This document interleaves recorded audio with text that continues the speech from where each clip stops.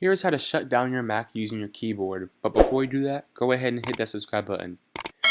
So on the older Macs and on the newer Macs, you're going to notice a design change.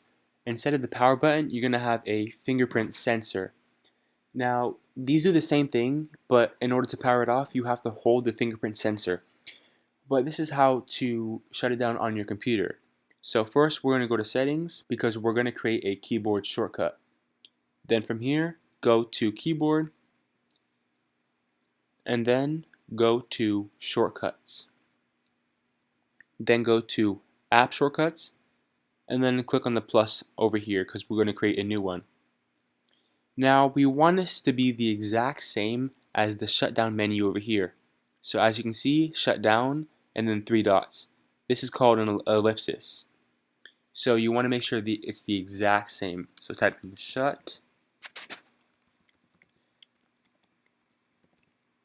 then type in down, and then you don't want to type in 3 dots because that is not the exact same as the ellipsis. To get to the ellipsis, you want to hit Option and then the semicolon. And as you can see, it creates the ellipsis. Then you want to double check to make sure it's the exact same. That's good. And then you want to type in your keyboard shortcut. Now a lot of keyboard shortcuts are already taken. Now a good option to use is Control Option S.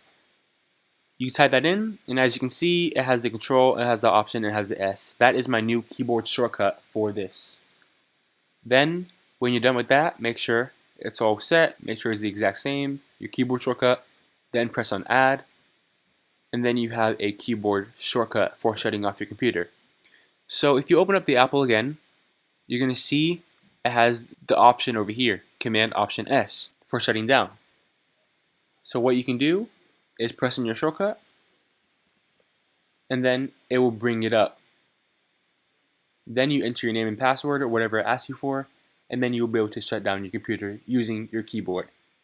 If this video helped you out, go ahead and hit that subscribe button, like and comment with any questions you have. I'll see you in the next video.